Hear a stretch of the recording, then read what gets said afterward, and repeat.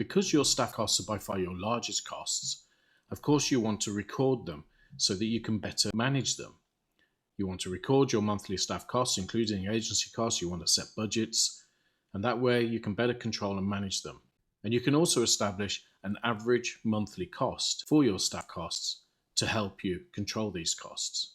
But you don't want to use this average monthly staff cost, your actual staff cost, when it comes to setting your fees, because you may end up setting fees that are too low. The reason for this is that you may not actually have the full complement of staff that you need, and you may be on a recruitment drive to employ more staff. Since the pandemic, many care providers have been struggling to recruit all the staff that they need. So if they then set fees based on actual staff costs, these fees then will be too low. If you set a fee based on your current staffing level, which may be too low, when you successfully recruit more staff and your staffing levels increase and your staffing costs therefore increase, you can't go back to your commissioner, to your local council, or whoever is paying you for that client, and increase your fee with them simply because your staff costs have increased. You know full well that that won't be accepted. So you need to set your staff costs based on your ideal staffing level. And the only way to do that is by establishing a staff profile, which is the first stage in this section for setting your staff costs. Now, as you see in this section, there are 4 stages. So there is the staff profile stage, the first section that I've just talked about, where you establish exactly what staff you would need for your ideal or your average normal occupancy level. The second stage is the employer cost, which is a real cost that many people ignore or forget to add to their costs. And if you don't add your employer costs, which is based on costs and cover costs, you could be paying for around 25% of your staff costs, whereas that 25% should be part of the fee that you're setting.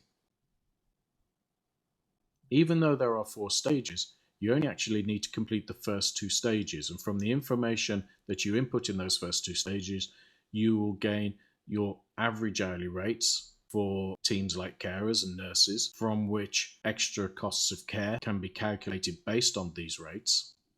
And you get also, in the last 4th stage, your overall staff cost summary. So you have your staff costs based on your ideal staffing levels for your normal occupancy. That way, if you are low in occupancy or low in staff for a period of time, you're still setting fees for the long term that are right for when your occupancy is back to where it should be and your staffing levels are back to where they should be. The second reason for working out your staff costs in this way is because of the Fair Cost of Care initiative that took place in July 2022. Care providers like yourselves were asked to complete the Fair Cost Care tool. And when it came to staff costs, it was all about how many staff you have in terms of how many carers, how many nurses, hourly rates, your on costs, your cover costs, all the things that this tool requires you to enter to get an accurate idea of your staffing costs. But with the Fair Cost of Care tool, the information they received was information based on the fiscal year 21 to 22 and a snapshot of April 22. So it'll be massively out of date. We all know how much costs have increased since then. And it will be based on just a handful of data that local care providers provided their councils. And so this data is hugely inaccurate and no reflection of your actual costs.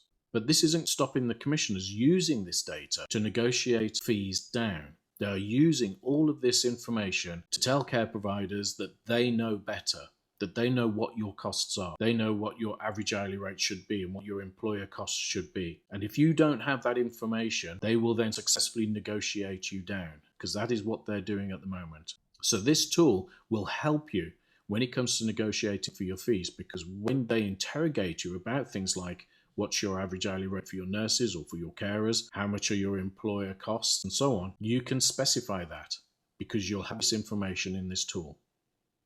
So this is why working out your staff cost is a lot more complicated than simply a recording of your average monthly cost like it is for your fixed costs.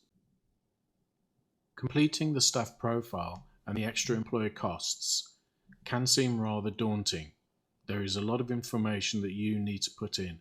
But it's so important that you do this and you get this right to ensure that you do set your minimum break-even point accurately, and so hence you do set the right fees. And getting all this right as well will help you defend those fees when your commissioner objects to paying them. So I recommend that you watch the video before each section where I show you how to complete the section to ensure that you're perfectly clear on what it is that you need to do.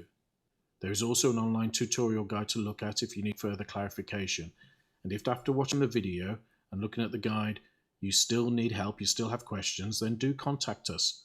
We really want to help you get this right.